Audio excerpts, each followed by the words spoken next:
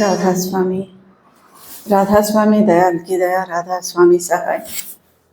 शब्द में लेंगे नाम अनमोल रतन है।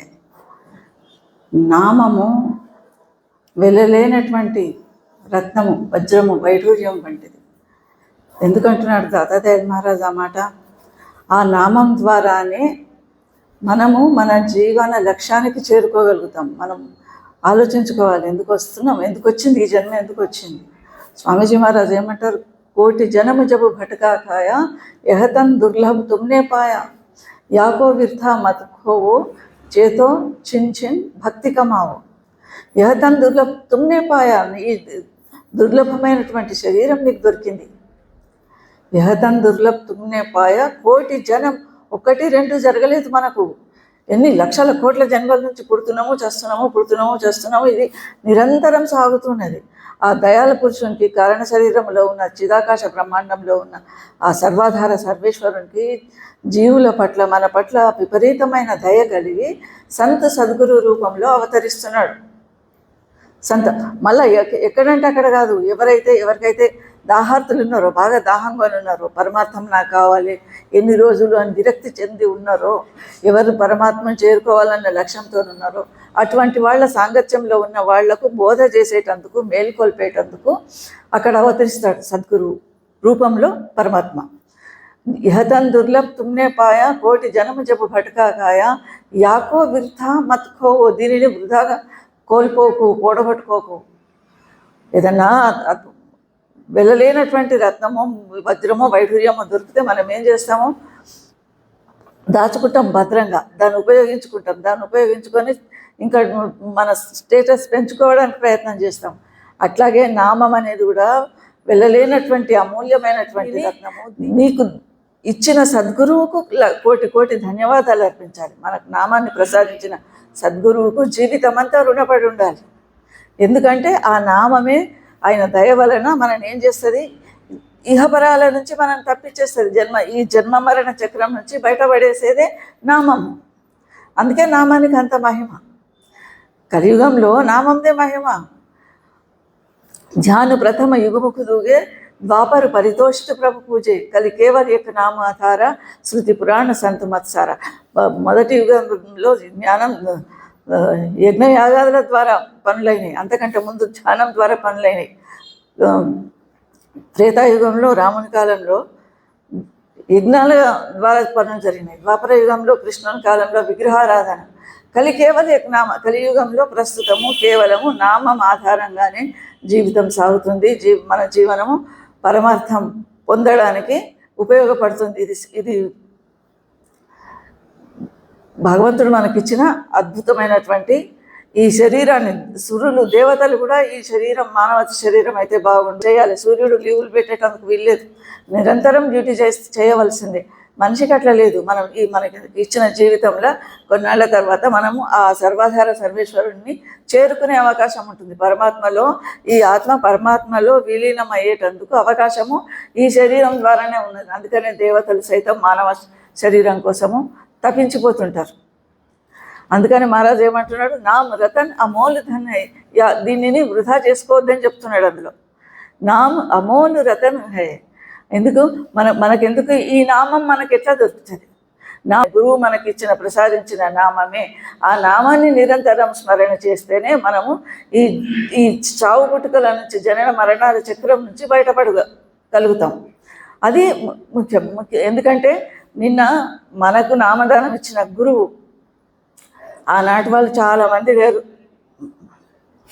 మహారాజు అదృశ్యమైన రోజు నిన్న, మనందరినీ వదిలిపెట్టిపోయిన రోజు. నిజానికి సంత సద్గురువుకు జనన మరణాలు ఉండవు. గురువు అంటే పరందయాల్జీ మహారాజ్ ఏమంటారు? గురు నామ్ హే జ్ఞాన్ కా భవేక్ కా సమజ్ కా. గురువు అంటే శరీరము ఎదురుగా ఉండడం కాదు. గురువు నిన్న ఉన్నాడు, ఇవాళ లేడు. అంత మాత్రాన గురువు లేడని కాదు. మన హృదంతరంలో, మన మనసు లోపల ఉండాలి. మనం నిరంతరం మన ధ్యానంలో మన గురువు ఉండాలి.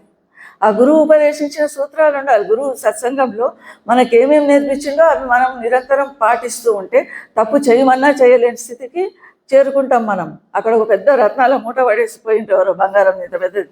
అక్కడ వాళ్ళు రాలేదు, చూడలేదు, తీసుకోలేదు. ఇంకా నెలల దాకా మన మనసు మీద గురు ప్రభావం లేకపోతే, గురు వచనాల ప్రభావం లేకపోతే ఎవడొచ్చిండు చూడొచ్చిండు అని అందులో వచ్చి కొంచెం తస్కరం దొంగతనం చేసడో లేదా ఇంకేదో చేసే అవకాశం ఉంటుంది.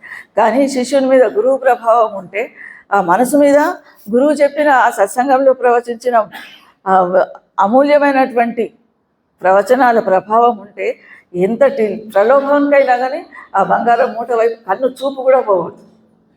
అది అది అది ఎట్లొస్తుంది? ఆ స్థితప్రజ్ఞత అనేది ఎట్లొస్తుంది? కష్టంలో కానీ సుఖంలో కానీ ఎన్ని ఆపదలు ఎదురొచ్చినా కానీ సమస్యలు ఎదురొచ్చినా కానీ స్థితప్రజ్ఞత అనేది ఎట్లొస్తుంది అంటే కేవలం గురువు సత్సంగం వలన. సత్సంగం ఆనందరావు మహారాజు నిన్న వారిది మనందరినీ వదిలిపెట్టిపోయినాడు. ఆయన జననమైన శరీరం వదిలిపెట్టిన రోజు అయినా సరే కానీ ఆయన జ్ఞాపకాలు మనను నిరంతరము ఆ రోజంతా అదే జ్ఞాపకానికి వస్తుంటాయి. వారితో మనము మనకి ఎదురైన రోజులు, తన సత్సంగంలో మనకు చెప్పిన కొన్ని మాటలు అవన్నీ తలపుకి వస్తుంటాయి. ఎందుకు మాది గోరఖ్పూర్లో ఒక ఆచార్య ఉన్నాడు, ఇప్పుడు లేడు, మొన్ననే ఆయన ఎప్పుడు ఉమేష్ చంద్రవర్మ అని గోరఖ్పూర్లో. ఆయన శివ వార్త అని ఒక పత్రిక వేసేవాడు. పత్రిక వేస్తే అందులో అందరూ రాస్తారు, అందరి చేతి సూర్య మహారాజ్ ఒక సత్సంగం వేస్తాడు, దాతా దయాల్ మహారాజ్ తెస్తాడు, పరం దయాల్జీ మహారాజ్ తెస్తాడు. ఇట్లా ఒక్కొక్కడే 4-5 పేజీ సత్సంగం వేసేవాడు. అట్లా ఆశ్రమానికి వచ్చి 1-2 సార్లు వచ్చినాడు. మేము కాశీకి పోయినప్పుడు కూడా గోరఖ్పూర్కి వాళ్ళ ఇంటికి తీసుకెళ్ళినాడు. మేమందరం పోయినాం, ఈశ్వరయ్య మహారాజు మా గ్రూప్ అంతా, ఈ లక్ష్మీనరసింహ సాగర్, ధరంపురి, వీళ్ళందరం కలిసిపోయినాం. మేము అనసూయమ్మ పోతే అక్కడ ఆయన ఆ పత్రిక గురించి చెప్పి, నేను పత్రిక తీస్తున్నా, నువ్వు ఏమైనా రాసి పంపు అని నన్ను అడిగిండు. అంటే ఠీక్ అని నేనేం సబ్జెక్ట్ తీసుకున్నా అంటే మేరే గురుదేవుకే బారేమే, నా గురుదేవుని గురించి. ఎందుకంటే పెద్ద వాళ్ళందరూ అన్నీ రాశారు, మనకు సబ్జెక్ట్ ఏముంది? దాతా దయాల్ మహారాజు గురించి వాళ్ళందరూ వేసుకున్నారు. సత్సంగాలు మహారాజు ఇచ్చిన సత్సంగాలే వాళ్ళు ప్రింట్ చేసుకున్నాడు ఆయన, 4-5 పేజీలు. నాకు ఇస్తే నేనేం రాసిన అంటే టైటిల్ మేరే గురుదేవుకే బారేమే, నా గురుదేవుని గురించి అని రాసి ఆనందరావు మహారాజు గురించి రాసినాను. 6-7 నెలలు. చాలామంది అక్కడ ఉన్న నార్త్లో వాళ్ళకు మహారాజు గురించి పర్సనల్ విషయాలు తెలియవు కనుక చాలామంది సంతోషపడేవాళ్ళు. ఎప్పుడైనా సత్సంగులకు వెళ్ళి మాట్లాడినప్పుడు కూడా దీని గురించి చెప్పేవారు. మహారాజు ఎంత తన జీవితం 23వ ఏట ఆనందరావు మహారాజు తన గురువు సాన్నిధ్యంలోకి పోయినాడు. 23వ ఏట మహారాజు ఎంత బాధపడేవాడు అంటే, అయ్యో నాకు ముందే పరిచయం కాలేదు నా గురువు, లేకపోతే నేను ఎంతో పెద్ద స్థాయికి పోయేవాడిని కదా. 23వ ఏట అంటే ఈయన 12లో కదా, 1912లో మహారాజు జన్మం జరిగింది. దయాల్ సన్నిధిలోకి 33లో పోయింది, 35లోను. తన 23వ ఏట దయాల్ సాన్నిధ్యంలోకి పోయినా. అంతకంటే ముందు నాకు దొరకకపోయే నామం అని చాలా బాధపడతాడు. ఆ బాధ, నామం దొరకలేదనే బాధ ఎంతమందికి ఉంటుంది? గురువు దగ్గరికి పోయి ఏదో ప్రసాద్ ऐसी दीवानी दुनिया భక్తి భావనే బూజేజీ, భక్తి భావ్. కబీర్ సాహెబ్ ఎంత బాధపడతాడు, ఈ ప్రపంచానికి భక్తి భావం లేదు. కోయి ఆవే బేటా మాంగే హంపర్. ఒకరు వస్తారంట కొడుకు కావాలని అంటారు, ఇంకొకరు వస్తారు బిటియా బ్యాహ కరీ జేజీ, కోయి ఆవే దుఃఖ కా మారా హంపర్ కిరుప. ఆ కబీర్ సాహెబ్ కాలంలో కూడా ఇదే సొంత సమస్యలు, సంతానం గురించి, ధనం గురించి, ఆరోగ్యం బాగాలేకపోతే వ్యాధిగ్రస్తులు. ఇవన్నీ ఎందుకు వస్తాయి? ఇవన్నీ మన కర్మలను బట్టి వస్తాయి. ఎవరు మనకు హిదాత తేరే హీ హై భూల్ సబ్ అంటాడు దాతా దయాల్జీ మహారాజ్. మనల్ని ఎవరు కష్టపెట్టారు, ఎవరు కరం భోగ్య మౌజ్. మనకు ఏదైనా దొరికింది అంటే మనకు కర్మవశాన మనం చేసుకున్న కర్మనే ఇవాళ మనం అనుభవిస్తున్నాం. లేదా మౌజ్ అంటే దైవేచ్ఛ వలన గురువు కరుణ మన మీద అపారమైన కరుణ ఉంటే సూలికాకాంట పెద్ద కష్టం అయ్యేది పోయి చిన్న కష్టంతో వెళ్ళిపోతుంది. పెద్ద యాక్సిడెంట్ అయ్యేది పోయి చిన్నగా. ఈసారి దాతా దయాల్ రాసిన సాహిత్యము ఇంటింటికి అందాలి, అందరూ వాటిని ఆచరించాలి అని తాను ఎన్నో పుస్తకాలు తాను అనువాదం చేసిండు, తను వాళ్ళ చేత చేయించిండు. నాకు కూడా ఆ పని కోసం నన్ను నియమించిండు. అదే తన గురువు మీద ఉన్నది. నామదానం తీసుకోవడం, దాతా దయాల్ దగ్గర నామదానం తీసుకోవడం కూడా ఒక అద్భుతమైన సన్నివేశం. ఒకసారి దాతా దయాల్ ఎవరో తెలియదు, భాయిజీ ఎవరో తెలియదు. నిజామాబాద్లో ఉన్నాడు. ఒకరోజు అటు నుంచి పోతుంటే నందుభాయి మహారాజ్ ఇంటి వాకిట్లో చాలామంది కనిపించారట. మంది చాలా ఉన్నారు, ఇవన్నీ ఉన్నాయి ఏంటి చెప్పులు చాలా ఉన్నాయి వాళ్ళ వాకిట్లో, ఏంటి లోపలికి పోయి చూస్తే దాతాదయాల సత్సంగం అవుతున్నది. దాతాదయాల కూర్చున్నాడు, సత్సంగంలో కూర్చున్నాడు, సత్సంగం విన్నాడు. గంట సేపు మహారాజ్ సత్సంగం అయిన తర్వాత ఎక్కడి వాళ్ళు అక్కడ వెళ్ళిపోయినారు. అందరు వెళ్ళిపోయిన దాకుండా చివరిలో ఉండి వెళ్ళి దాతాదయాలను ప్రార్థన చేస్తారు. నేను మొదటిసారి వస్తున్నా, నాకు చాలా బాగా అనిపిస్తున్నది మీ ప్రవచనము, నాకు కూడా నామదానం ఇవ్వండి, నన్ను కూడా మీ చరణాల్లోకి తీసుకోండి అని ప్రార్థన చేస్తాను. రేపు పొద్దున్నర అంటే ఏం తేవాలంటే దో పూలు దో బతాషా, 2 పువ్వులు 2 అది తీపి బిళ్ళలు బతాషాలు తీసుకురా అని చెప్తాడు. తెల్లారి 5 బజే అంటాడు. 5 బజే ఈయన తయారవుతాడు, అంతా అవన్నీ తీసుకొని పోతాడు. నామదానం ఇస్తా అన్నాడు కదా దాతాదయాల దగ్గరికి. ఎవరు? ఆనందరావు మహారాజ్. పోయి తలుపు కొట్టే వరకు లోపల నుంచి మహారాజ్ కోన్ హే అంటాడు బాయిజీ, నందుబాయిజీ మహారాజ్. కోన్ హే అంటే ఎవరో చెప్పేటందుకు లేదు, ఎక్కువ పరిచయమే లేదా. సరే లోపలికి మళ్ళీ ఆయన వస్తాడు, తలుపు తీస్తాడు, ఈయన వెళ్ళి నామదానం ఇస్తాడు. దాతాదయాలు నామదానం ఇచ్చి ఏం చేసిండు, సాధన పద్ధతి నేర్పించిండు, సురక్ష యోగం పద్ధతి నేర్పించిండు. చెప్పి ఏం చేస్తాడు, ఫస్ట్ డేని ఆయన భ్రుకుటీల ఈ భ్రూమధ్య స్థానంలో తన బొటన వేలుతోని నొక్కి పెట్టి ఆంక్ బంద్ కరు సునో అంటాడు, దేఖో అంటాడు. కళ్ళు మూసుకున్న తర్వాత అప్పుడు ఆ క్షణాన మహారాజ్కి ఏం కనిపించింది, సూర్య దర్శనం అయింది. సూర్యుని యొక్క ప్రకాశం, అనంత ప్రకాశం. సూర్యునికి ఎంత ప్రకాశం, మనం ఇట్లా ఒక 1000 లైట్లు, ట్యూబ్ లైట్లు వేసినా కూడా, ఇంకేవో ఫ్లడ్ లైట్లు వేసినా, ఎల్ఈడి లైట్లు వేసినా కూడా ఆ ప్రకాశం రాదు, సూర్యుని దగ్గర ఉన్న ప్రకాశం. ఈ సూర్యుని కనుక ఇంకా 12 మంది సూర్యులు ఉన్నారు, అది ఇంకా పెద్ద పెద్ద గోళాలు. ఆ సూర్య దర్శనం దొరికింది మహారాజ్కు. దొరికినప్పుడు క్యా దేఖా అని అడుగుతాడు. కొంచెం తర్వాత ఆ మహారాజ్ హస్తస్పర్శ అంటారు, గురువు మన శిరస్సు మీద చేయి పెడితే ఆ స్పర్శ వలన లోపల ఉన్న శక్తులు జాగృతమవుతాయి. మహారాజ్ తల మీద చేయి పెట్టి ఉఠో ఆనందరావు ఉఠో క్యా దేఖా, ఏం చూసినావు అంటే మహారాజ్ అంటాడు, మహారాజ్ సూర్య దర్శనం అయింది. ఇది నా బలం చేత, నా ప్రభావం చేత, నా మహిమ చేత నీకు ఈరోజు దర్శనం చేయించిన, రేపటి నుంచి నీకు ఇది దొరకదు. అప్పుడు కమాయిసే కర్నా పడతా. నువ్వు ఈ దర్శనం నీకు మళ్ళీ కావాలంటే నువ్వు సాధన చేయాలి.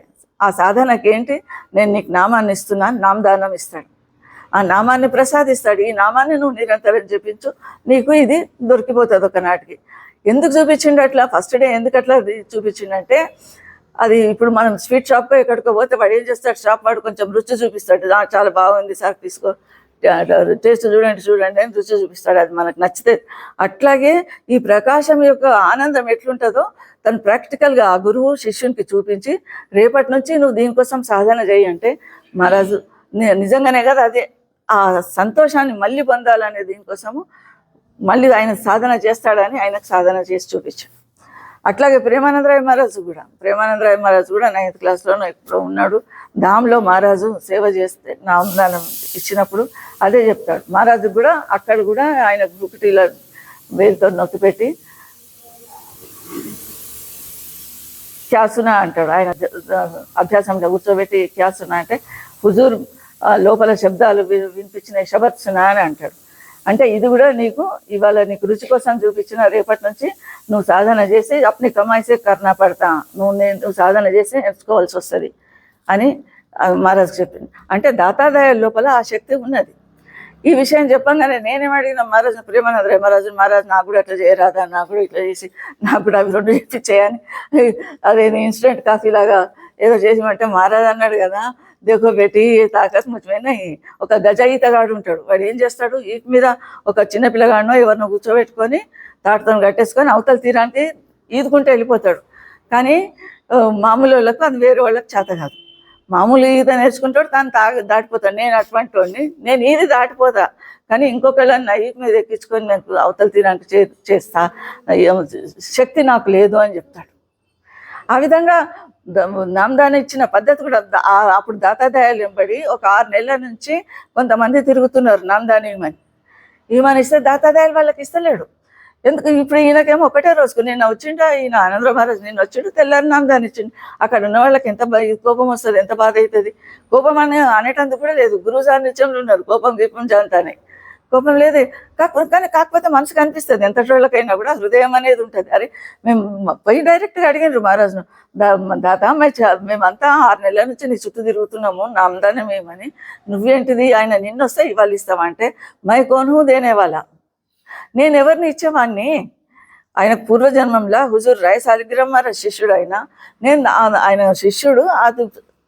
అది అసంపూర్ణంగా పూర్తిగా సాధన కాందే ఆయన అప్పుడు శరీరం వదిలిపెట్టిండు కనుక దాన్ని నేను రెన్యువల్ చేసినానంట. ఎవరు?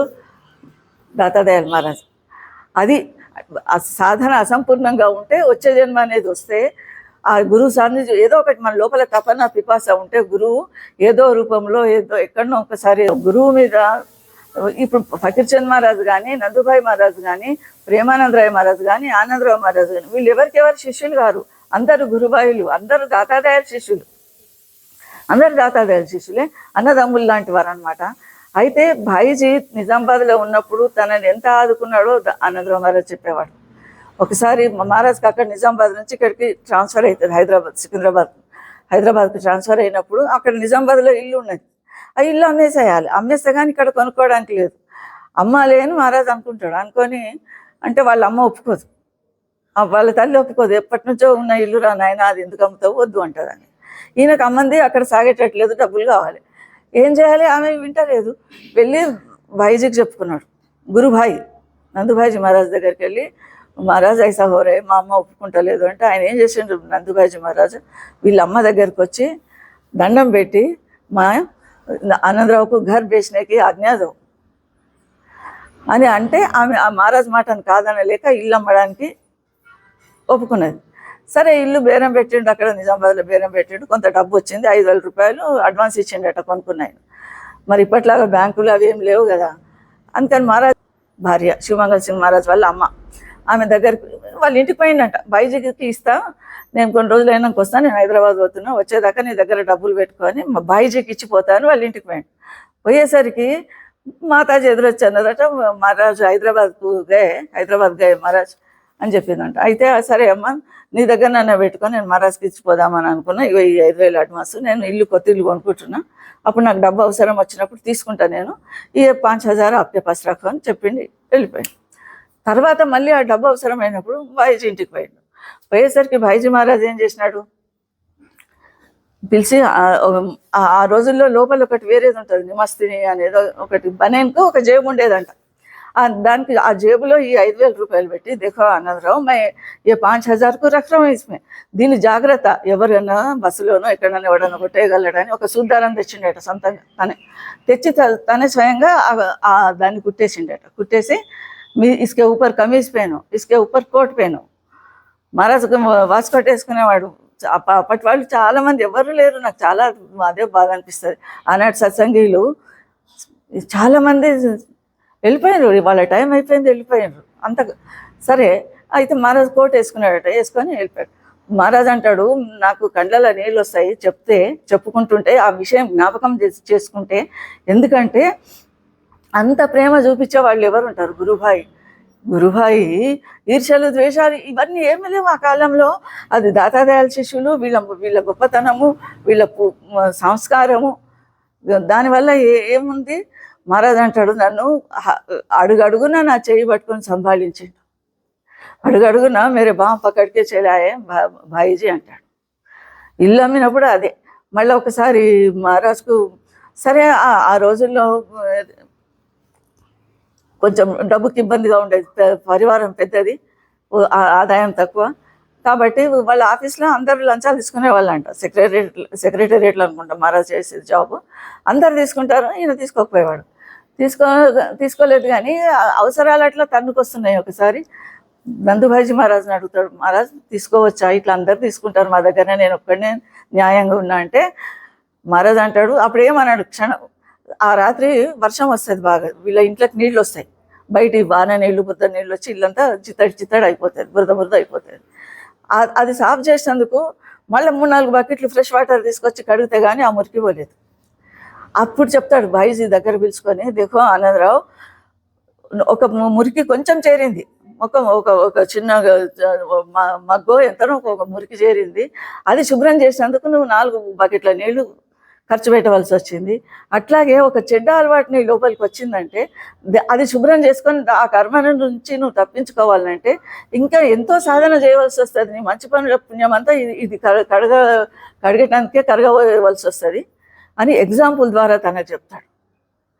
ఆ విధంగా ఆ గురువులు గురుభాయిలు ఒకరికొకరు ఇది ఎటువంటి సహాయాలు చేసుకున్నారు. ఒకసారి మహారాజు 5 మామిడి పండ్లు పంపించిండంట ఆనందరావు మహారాజ్ భాయిజీకి నిజామాబాద్ పంపిస్తే ఆయన 500 మామిడి పండ్లు మళ్ళీ పంపిస్తాడు ఈయనకి. ఒకరోజు ముసలాధార్ సత్సంగంలో చెప్తుండే మహారాజ్, ఇవన్నీ సత్సంగంలో మహారాజ్ చెప్పినాయి, నేను వయసు నేను ఆ రోజుల్లో. కానీ అయితే ముసలాధార్ వర్షం వస్తుందంట, అంటే కుండపోత వర్షం వస్తున్నది. ఆ రోజు భాయిజీ పుట్టినరోజు అనంత చతుర్దశి. ఈయన కనిపించింది ఉన్నట్టుండి మే దర్శన్ క్యో నా కరు, పరందాయలు పోవాలంటే అంత హుషార్పూర్ పంజాబ్ పోవాల్సి వస్తుంది, దాతానా లేడు అని అనుకొని బయలుదేరుతాడు. నిజామాబాద్ పోయి ఇంటికి పోతాడు. పైసలు పూరా తడిచిపోయి దారిలో ఆ రోజుల్లో కిలో కాదు సేర్ అంటుండే మహారాజు. సేర్ మిఠాయి లేగా అని చెప్పిండు. సేర్ మిఠాయి 1 కిలో స్వీట్ కొనుక్కొని బయట ఇంటికి పోయిండట. పూరా తడిచిపోయి ఉన్నాడు. తలుపు కొట్టేసరికి మహారాజు వచ్చి అరే ఆనందరావు ఐసా కైసా ఆగే అంటే, మహారాజు ఇవాళ నీ పుట్టినరోజు, నీ దర్శనం చేసుకోవాలనిపించింది అని చెప్తాడు. చెప్తే ఎందుకు ఇంత కష్టపడ్డావు, ఎందుకు వచ్చినావు అని చెప్పి చాలా ముందైతే తుడుచుకోదని మొదలు వేరే బట్టలు ఇచ్చి తల తుడిచి స్వయంగా వేడిదేదో పానీయం టీ లాంటివి తీసుకొచ్చి ఇచ్చి ఈ విధంగా భాయిజీ నన్ను అడుగడుగునా ఆదుకునేవాడు. అడుగడుగున నన్ను కాపాడే వరకు నేను ఈ విధంగా ఉన్నాను. మహారాజ్ ఎట్లా ఏ విధంగా అంటే నామదానం ఇచ్చేటందుకు కూడా సొంతల మీద అయితే నమ్మకం ఉండదు, తాను నామదానం ఇస్తే నమ్మకం ఉండదని వినిపించింది. అప్పటి నుంచి వెనకకి అనిపించింది. నామదానం తను ఇస్తే విశ్వాసం ఉండదు, మా నాయనే కదా అనుకుంటాడు కొడుకు. వారు వచ్చారు లక్ష్మి గారు, మాధవరావు గారు మహారాజ్ చిన్న కొడుకుకు నామదానం ఇచ్చేది ఉంటే తనియలే, తనిస్తే మా నాయనే కదా అనుకుంటారు కదా అని ప్రేమానందరాయ మహారాజు వస్తే ప్రేమానందరాయ మహారాజు ద్వారా ఆయనకు నామదానం ఇప్పించాను మాధవరావు గారికి. తర్వాత ఒకసారి తన జీవితంలో జరిగిన ఉదాహరణలు మనకు అడగడుగున నాకైతే అసలు నేను ఇక్కడికి రావడానికి రాధాస్వామి మతంలోకి నేను రావడానికి కారణం కూడా ఆనందరావు మహారాజు. ఎట్లా అంటే నేను మా అమ్మ పుట్టక ముందు ఈ ఆనందరావు మహారాజుకి 2 పిల్లలు, ఒక కూతురు ఒక కొడుకు ఉండేవాళ్ళు. వాళ్ళు సంగారెడ్డిలో ఫస్ట్ అపాయింట్మెంట్ మహారాజ్కి. సంగారెడ్డిలో పక్కకే కొంచెం దూరాన మా తాతయ్య హకీం ఆయుర్వేదం మందులు ఇచ్చేవాడు అన్నమాట. ఇస్తే అప్పుడు గల్లీకి ఒక MBBS డాక్టర్ ఆ కాలంలో ఎక్కడ ఈ పలానా ఇస్తాడు మందులు అని ఆ హకీం అని ఈయన దగ్గరికి మా తాత దగ్గరికి వచ్చి వైద్యం పిల్లలకు సర్దో జబ్బో జ్వరమో వస్తే వాళ్ళని తీసుకొని వచ్చేవాడంట. వస్తే ఈయన 10 రోజులు మాత్రాలు నూరి అది చేసి ఆయుర్వేద వైద్యం ఈయన ఇచ్చేవాడు. ఇద్దరికి ఆధ్యాత్మిక ఆలోచనలు ఉన్నవాళ్ళు కనుక మా తాతయ్య మేము వైష్ణవులం కనుక ఇంట్లో ఏమైనా భగవద్గీత పారాయణము ముకుందమాల ఇవే జరుగుతుండే, సహస్రనామాలు చెప్తుంటే ఇక ఇద్దరికీ ఆధ్యాత్మిక విచారాలు కనుక ఒకరి గురించి ఒకరు చెప్పుకునేవాళ్ళు. వచ్చిన పని ఒకటి, పిల్లవాడికి సుస్థ అయితే మందేపిస్తాడు, వేరే ముచ్చట్లు చెప్పుకుంటా ఈ పరమాత్మ ముచ్చట్లు సుమా అది ఇది వేరే కాదు, నీ జీవితం ఎంత, నాకు ఇంతమంది పిల్లలు, ఇట్లా కాదు, ఆధ్యాత్మిక పరమాత్మ గురించిన విచారాలే ఒకరినొకరు షేర్ చేసుకునేవాళ్ళు. అప్పుడు ఒకసారి అన్నాడంట, దేఖో గోవిందయ్య, నన్ను కూడా అనేవాడు, గోవిందయ్య మన్మరాలు అయినా నా మన్మరాలే, నువ్వు కాళ్ళు మొక్కనిచ్చేవాడు కాదు. కానీ నేను ఎందుకు మొక్కేదాన్ని అంటే నాకు నామదానం ఇచ్చిండు ఆయన గురువు నాకు అని నేను మొక్కేదాన్ని, గురువు భావంతో. మా ఇంటికి వచ్చినప్పుడు మాత్రం తాత అనే భావంతోనే ఉండేదాన్ని. మా ఇంటికి వచ్చినప్పుడు కూడా ఎవరైనా పక్క వాళ్ళు ఎవరైనా పిల్లలు అంటే మా తాతయ్య ఫ్రెండ్ అంటుంటే, మా తాతయ్య ఫ్రెండ్ అంటారు, ఆయన మహారాజా అనాలి, ఆనందరావు మహారాజా అనాలి అనేవాళ్ళు వేరే పిల్లలు. అట్లా ఆధ్యాత్మిక ఖ్యాలు కలిసినవి కనుక మహారాజు ఏం చేసినాడు, అక్కడికి తాతయ్య ఇప్పుడు మొన్ననే శరీరం వదిలిపెట్టాడు, నేను నిజామాబాద్ తీసుకుపోతాను అని మా తాతయ్యని నిజామాబాద్కి తీసుకెళ్ళి నామదానం ఇప్పించాను. ఇక ఆయనతో పాటు మా అమ్మ వీళ్ళంతా ఇక ఆనాటి నుంచి ఈ రాకపోకలు ఇటు హనుమకొండ సత్సంగు ఇవన్నీ జరిగినాయి. మహారాజుతో సాంగత్యం నేను ఎందుకు చెప్తున్నా అంటే మహారాజుతో పరిచయము మనకు పుట్టుక నుంచే వస్తే ఆ ప్రేమ వేరే ఉంటుంది. నడుమంత్రాయణం వస్తే అది వేరే ఉంటుంది. అది కొంచెం పెద్దగా అయిన తర్వాత, చిన్నప్పటైతే ఏవైతే మాకు మా సంగారెడ్డిలో మా తాతయ్య మీద ఎంత ప్రేమ అంటే లాల్ బంగ్లా ఇచ్చినా కూడా నేను వేరే దగ్గర దిగాను, మా ఇంట్లోనే దిగేవాడు. తొలి ఏకాదశికి 3 సత్సంగాలు సంగారెడ్డికి వచ్చి చేసేవాడు. 3 సత్సంగాలు చేస్తే 3 మన ఇంట్లోనే జరిగాయి. మా అమ్మమ్మ పొద్దున్నే లేపేది, 5 గంటలకే లేపి మహారాజు లేచిండే, శబ్దులు చదువు, శబ్దులు వాడంటే లేచి శబ్దులు వాడితే మహారాజు సంతోషపడుతుండే. ఆ విధంగా మనకు అటాచ్మెంట్ చిన్నప్పటి నుంచి మహారాజు మీద ప్రేమ, భక్తి అవన్నీ ఉంటే తర్వాత ఎన్ని శక్తులు, ఒక తుఫాన్ వచ్చి ఏదైనా కొట్టుకుపోయినా కూడా మనసులో పని నుంచి ఆ భావన అనేది పోదు. ఇంకో మాట కూడా చెప్పేవాడు మహారాజ్ సత్సంగంలో, మనము ఏదన్నా మన సద్గురువు మీద మనకు సంపూర్ణమైన విశ్వాసం ఉంటే, మనకు నమ్మకం ఉంటే, 100% నమ్మకం ఉండాలి. కొంచెం నమ్మకంలో తేడా వస్తే దొరుకుతున్న ఫలితం కూడా తేడానే వస్తుంది. కనుక 100% విశ్వాసం ఉండాలి. విశ్వాసం ఫలదాయకం అని ఏం చెప్తుండే అప్పుడు. ఆ కాలంలోనంట మహారాజు పెద్ద కూతురు ఇక్కడనే ఉంటారు, పద్మారావు నగర్లో. మొన్నటి వరకు తానండి ఆమె సరే ఆ కాలం లేని 12 ఏళ్ళు వస్తే పెళ్లి చేయాలని ఆలోచన అండి. 12-13 ఏళ్ళు వచ్చిండొచ్చు. మాతాజీ అనేది అంట, ఏమయ్యా నువ్వు అవన్నీ ఆఫీసు ఇవే తప్ప పిల్ల పెళ్లి గురించి ఆలోచించవా, సంబంధాలు చూడవు ఏం లేదు. ఇంట్లో ఎవరైనా ఇంట్లో తల్లులు అదే అడుగుతారు, పిల్లలు పెళ్ళిళ్ళని చూడు, సంబంధాలు వెతుకు, పెళ్లి చేయవా, నీకు ఫికర్ లేదు. ఇది అన్ని ఇళ్ళల్లో ఉన్నట్టు. మహారాజు అనేవాడు అంటే, నన్ను ఎందుకు అడుగుతున్నావు, ఆయన అడుగు అని తాతయ్య ఫోటో చూపిస్తున్నాను. ఎట్లా ఆయన విశ్వాసం, తన గురువు మీద విశ్వాసం ఎట్లా పనిచేసిందంటే, ఆమె వీళ్ళ పక్కింట్లో ఎవరో సంబంధాన్ని చూస్తుంది పోయింది. ఎవరో సంబంధం వచ్చింది, పక్కింట్లో చూసి అక్కడ ఆ పిల్లని చూసిండ్రు. పోతా వాకిట్లో ఈమె నిలబడ్డది. ఈ అమ్మాయి మహారాజు పెద్ద కూతురు నిలబడ్డది. ఆమెను చూసిండ్రట. చూసారే ఈ అమ్మాయి బాగుండే, ఈమె చేసుకుందామని ఆలోచన వచ్చి వీళ్ళ దగ్గరకు వచ్చి ఈ సంబంధం ఖాయం చేసుకున్నారు. ఎట్లా అయింది?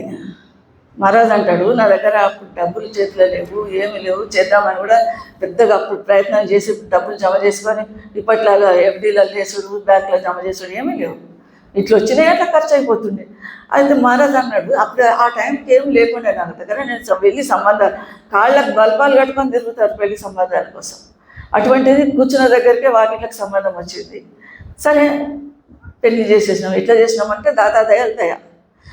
ఎందుకంటే ఎందుకు తన ఉదాహరణ చెప్తుండే అంటే, ఈ ఉదాహరణలన్నీ ఎందుకు చెప్తుండే మహారాజ్ అంటే, ఆ వాటి ద్వారా మన విశ్వాసం పెరుగుతుంది. వాటి ద్వారా అట్లా జరిగింది కదా. ఆ విశ్వాసం కారణంగా, దయ కారణంగా ఎట్లనో ఎవరో వచ్చిండ్రు, ఏదో చేసిండ్రు, పని అయిపోయింది. ఈ మందిరం కట్టిన విషయంలో కూడా అంతే. మందిరం కట్టినప్పుడు ఒక ఆయన ఎవరు అందరికి ఇచ్చిర్రా, 78-79 ప్రాంతంలో మేము కంటోన్మెంట్ గార్డెన్కి పోయేవాళ్ళం. కంటోన్మెంట్ గార్డెన్ డ్యూవల్ టాకీస్కి అపోజిట్లో ఉంటుంది. అక్కడ మీద ఉన్నది బ్లూ డబ్బా, దానికి ఒక దాతాదయాల ఫోటో ఉంటుంది. అదొకటే ఉంటుండే అక్కడ. కొంచెం ఇట్లా శివ్ సాగర్ సార్వచన పుస్తకాలు ఉంటాయి. హనుమంతరావు అంకులు ఉంటుండే. ఆయన అక్కడ ఆదివారం రాగానే పొద్దున్నే పోయేవాళ్ళం. అప్పుడు ఇప్పట్లాగా ఇన్ని ఆటోలు కానీ ఇన్ని బస్సులు కానీ ఏమి లేవు. ఆటో పోవాలి, బస్సు దొరికినంత దిగాలి, మళ్ళీ నడవాలి, మళ్ళీ ఆటో ఎక్కాలి. ఇట్లా కష్టపడిపోతుంటున్నాం కంటోన్మెంట్ గార్డెన్లో. అప్పుడు హనుమంతరావు ఇట్లాంటి ఒక జంకాన్ని వేస్తుండే, సత్సంగం చేస్తుంటే కొంచెం మంది, ఇప్పుడు ఇంతమంది వస్తే అంతమంది వస్తుంటే సత్సంగం అవుతుంటే వెళ్ళిపోతుంటే. అట్లా మందిరం లేని వాళ్ళకు, అది ఇల్లు లేని వాళ్ళకి ఇల్లు గురించి వాల్యూ ఉంటుంది. ఇల్లు లేని వాళ్ళకు అయ్యో సొంత ఇల్లు ఉంటే బాగుండేదని అంటారు. మహారాజు సాధన చేసి, ఇక్కడ సాధన చేసే వాళ్ళు సహస్రదళ స్థానంలో సాధన చేసే సాధకులకు సంకల్పాలన్నీ నెరవేరుతాయి.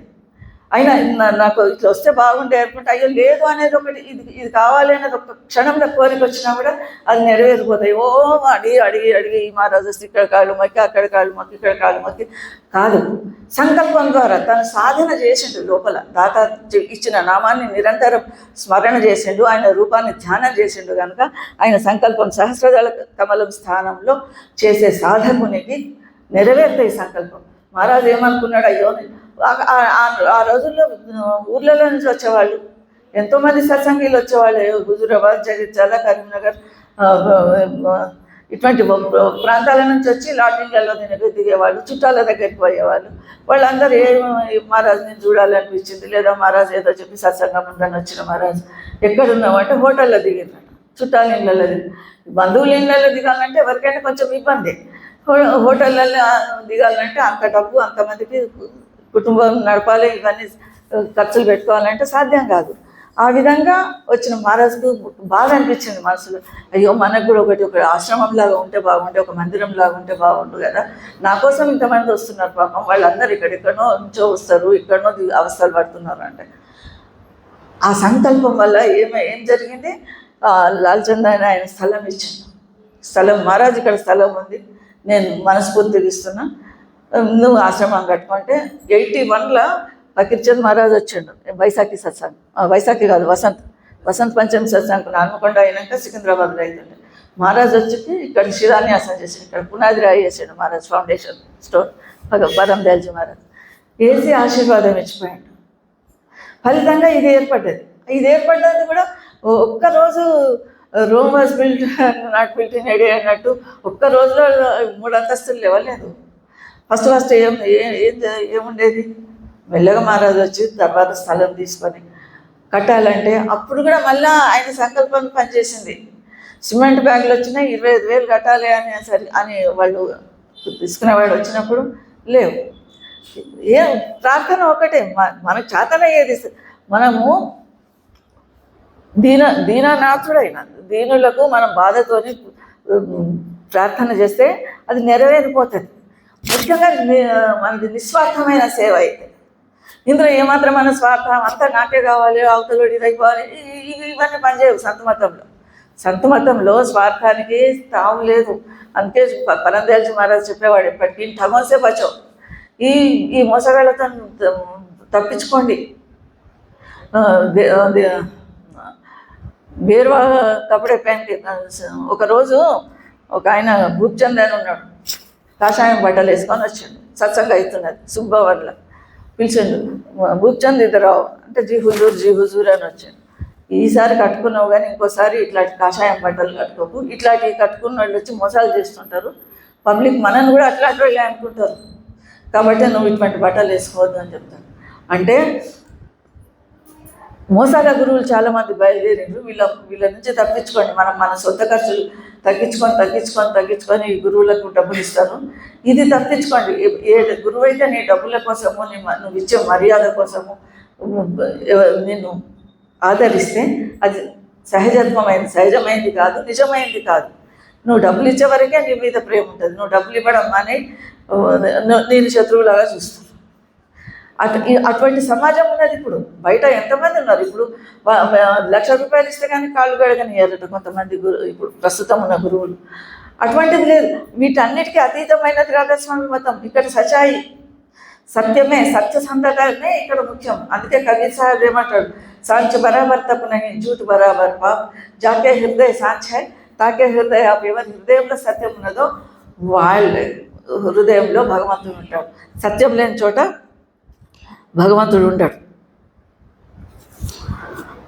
అందుకని సత్యాన్ని మనకు సత్యము, న్యాయం, సాధన, సత్సంగము, వ్యవహార జీవనం. మనం రోజువారీ జీవితంలో సత్యసంధులమై ఉండాలి. ఎంత కష్టం వచ్చినా అబద్ధం మాట్లాడేటందుకు వీల్లేదు. అబద్ధం మాట్లాడద్దు. ఇతరులకు మన మనసులో కూడా ఖ్యాల్ రావద్దు, అవతల వాళ్ళు నష్టపోని, ఇది కానీ అది కానీ అనేది. ఎందుకంటే మనసులో వచ్చిన ఈ ఆలోచననే ఒక కర్మ అయిపోతుంది, కర్మ కింద మారిపోతుంది. ఆ కర్మను చేయక తప్పని పరిస్థితి వస్తుంది. ఉదాహరణకు కోపం వస్తుంది, దాని ఫలితంగా ఒక ఆలోచన వస్తుంది అవతల వాళ్ళ మీద. అది మెల్లమెల్లగా డెవలప్ అయిపోయి నఫరత్, వ్యతిరేక భావన వస్తుంది, అవతల వాళ్ళ మీద అసహ్య భావన వస్తుంది. అది ఏమవుతుంది, ఇంకా కొంతకాలం అయిన తర్వాత అది కర్మ కింద మారిపోతుంది. ఆ పని చేయక తప్పని పరిస్థితి వస్తుంది. అందుకనే మనము మహారాజ్ దగ్గరికి వెళ్ళినప్పుడు మనకు నా మనసులో పలు చెడ్డ ఆలోచన రాకుండా చూడు మహారాజ్ అని కోరుకోవాలి. మంచి ఆలోచన వస్తే అది నెమ్మదిగా ఏదో ఒక నాటికి ఫలించి మనం చేత మంచి కర్మ, మన కర్మ మనమే అనుభవించాలి, ఇంకెవరు అనుభవించారు. మనం పని మనిషిని పెట్టుకున్నట్టు నా కర్మ మనం అనుభవించు అని ఒక 1000 రూపాయలు ఇస్తే ఎవరు వచ్చి మన కర్మ పంచుకోరు. మన స్నానం మనమే చేయాలి, మనకు ఆకలిస్తే మనమే అన్నం తినాలి. అదేవిధంగా మనం మంచి పని చేసినా చెడ్డ పని చేసినా మన కర్మ మనమే అనుభవించాలి. ఆ కర్మ అనుభవించినందుకు మళ్ళీ రావాల్సి వస్తుంది. ఉదాహరణకు బాగా డబ్బులు ఉన్న వాళ్ళు ఉన్నారు, ఎన్నో దానాలు చేస్తారు, బిల్డింగ్లు కట్టిస్తారు, పేదవాళ్ళకి చదివిస్తారు, స్కూళ్ళు తెరుస్తారు, ఆలయాలు కట్టిస్తారు, ఎన్నో చేస్తారు. చేసి అక్కడ ఏమున్నది, తనకు పుణ్యం రావాలనే ఒక కోరిక. పుణ్యం రావాలనే కోరిక ఉన్న వాళ్ళు కూడా ఆ పుణ్యం యొక్క ఫలితం పొందేటందుకు మళ్ళీ పుట్టాలి. మనం మంచి పని చేయాలి, కానీ ఫలితం ఆశించవద్దు. కృష్ణుడు చెప్పింది కూడా అదే. భగవద్గీతలో కృష్ణుడు ద్వాపరయుగం నాటి నుంచి నడుస్తుంది ఈ సంగతి. ఏమిటి, పని చెయ్యి, కర్మ చెయ్యి, కానీ ఫలాపేక్ష లేకుండా చెయ్యి, నువ్వు ఫలితం ఆశించవు. మనం ఏం చేస్తాము, ఒక పని చేసే కంటే ముందే ఫలితాన్ని ఇంత నేను ఇది చేస్తే నాకు ఇది కావాలి.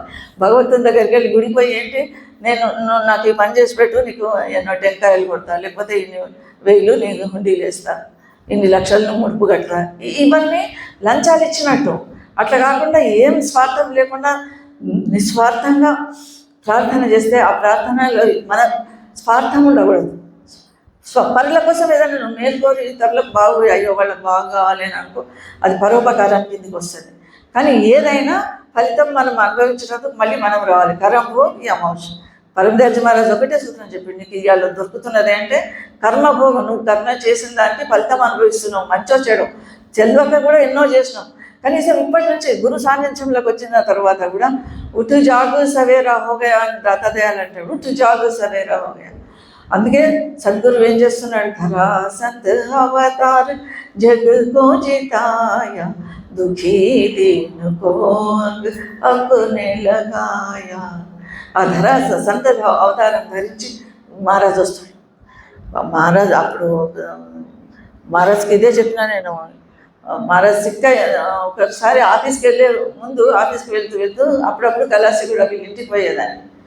ఇంటికి పోయినప్పుడు మీరే ఉన్నారు, సరస్వతి గారు ఆమె ఉన్నది.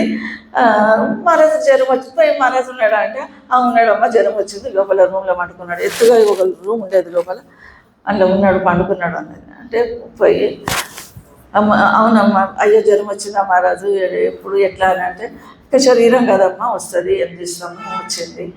అయ్యో దాతాదయాలకు 78 ఏళ్ళకే పోయిండు, నా గుడిపు 78 ఏళ్ళే అన్నాడు. నువ్వు అట్లెందుకు అనుకుంటావు 78 ఏళ్ళు, పరందయాల్లాగా 95 ఏళ్ళు ఉంటాను ఎందుకు అనుకోవద్దు.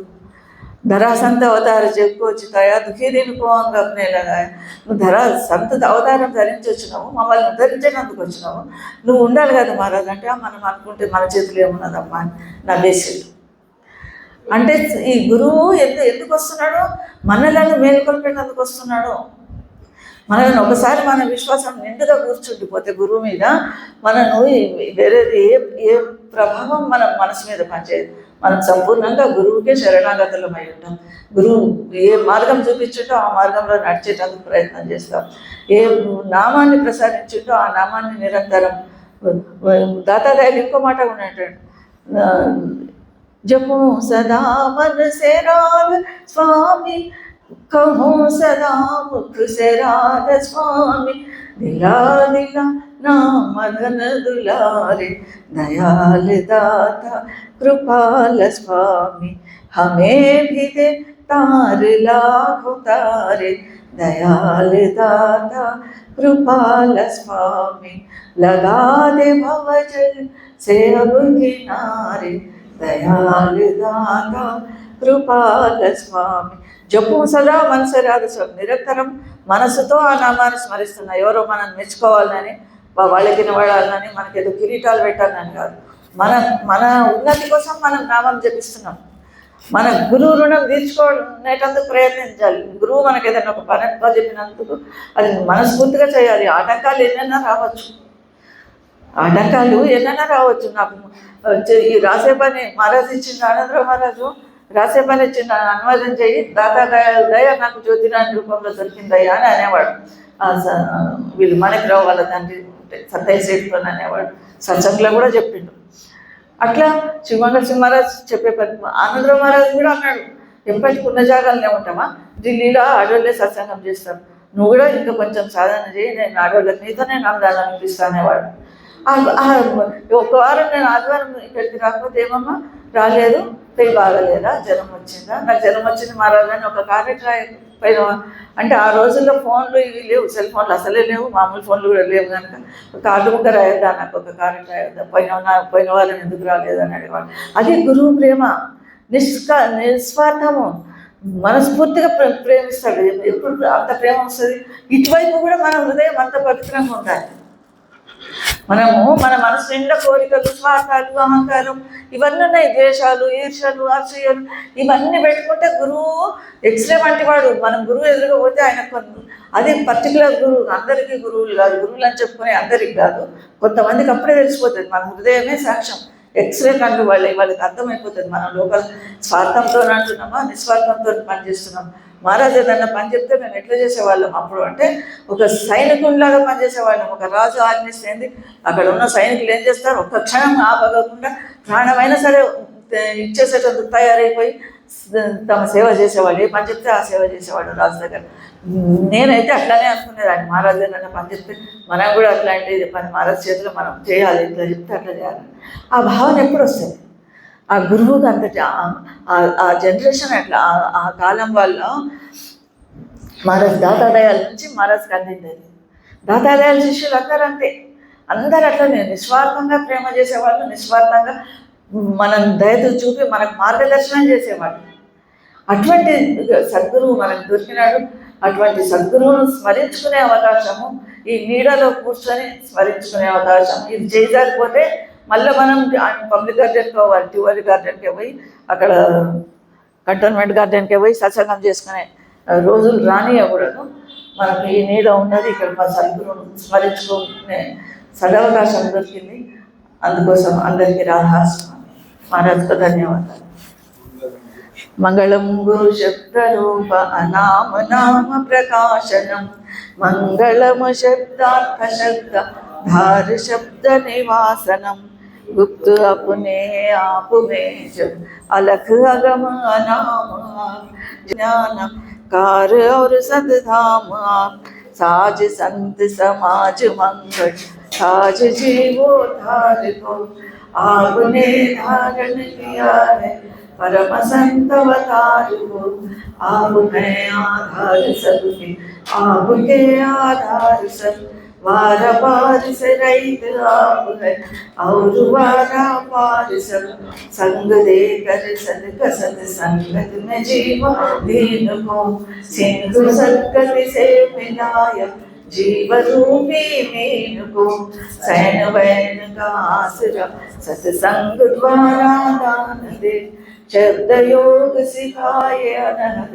धाम पद निर्वाण दे, धन्य सद्गुरु राधा स्वामी पार भव से कीजिए, भक्ति मुक्ति योग युक्ति ज्ञान शक्ति दीजिए, धन्य सद्गुरु राधा स्वामी पार भव से कीजिए, भक्ति मुक्ति योग युक्ति ज्ञान शक्ति दीजिए, मंगलम गुरु शब्द रूप अनाम नाम प्रकाशनम, मंगलम शब्दार्थ शब्द धार शब्द निवासनम, चरण शरण की वंदना नित कोई और न काम, गुरु बसोचित आए मेरे बख्श दो निज नाम, तेरे शरणागत हुआ फिर इसके राहों आस, आस तो तेरी दया की जग से रहूं